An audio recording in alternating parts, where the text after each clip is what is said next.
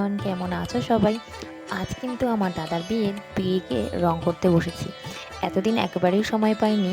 Written দাদার বিয়ে ছিল, সেখানে খুব ব্যস্ততায় সময় কেটেছে। তাই আজকে বিয়ের দুদিন আগে আমি বিয়ে পিঁড়ি রং করতে বসে গেলাম। পিঁড়িটা যেহেতু বিয়ে পড়তে লাগবে না, পরেই লাগবে বধূ বরণের সময়, সেই কারণে একটু লেটে লেটে করলেও অসুবিধা নেই।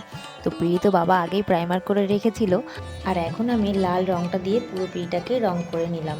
অনেকদিন থেকেই ভেবে রেখেছিলাম দাদার বিয়ের পিঁড়িটা আমি নিজে হাতেই সুন্দর করে আর্ট করব। সেজন্য আজকে পুরো রং করে রোদে দিয়ে দিয়েছি পিঁড়িটাকে। রংটা শুকিয়ে গেলে বাকি কাজকর্ম হবে। এদিকে বাড়িতে প্যান্ডেলও পড়ে গেছে, আর প্যান্ডেলও শুরু হয়ে গেছে। বিকালবেলাতে আমি আর ভাই মিলে বেরিয়ে পড়লাম হাবড়াতে।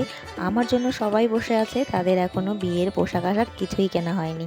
তো ভাইকে নিয়ে চলে গেলাম ভাইয়ের জন্য বিয়ের জামা কাপড় কিনতে। দাদার বিয়েতে শুধু দাদাই কেন নতুন পোশাক পরবে, তার সাথে ভাই বোনেরা সবাই আমরা নতুন পোশাকই পরবো। তো ভাইয়ের জন্য চলে এসেছি পাঞ্জাবি কিনতে। ওরও খুব ইচ্ছে দুদিনেরই দুটো রকমের পাঞ্জাবি পরবে। তো ওর শেরওয়ানি দেখা হলো। তো তারপরে আমরা মার্কেটের ভেতরে চলে এলাম। এখান থেকে নেওয়া হবে বাজি।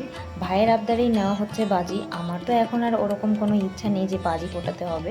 তো ওদের খুব ইচ্ছা হলো, তার জন্য চলে এসেছি আমরা বাজি নিতে। আর এখান থেকে আরও কিছু টুকিটাকি জিনিস নিয়ে ফিরবো বাড়িতে। তার আগে স্টেশন থেকে এক গ্লাস করে দুজনে আখের রস খেয়ে নিলাম, আর টোটো ধরে সোজা বাড়ির পথে এখন। আর আজকের মতো টাটা, সবাই ভালো থেকো, সুস্থ থেকো, দেখা হচ্ছে পরবর্তী ভিডিওতে।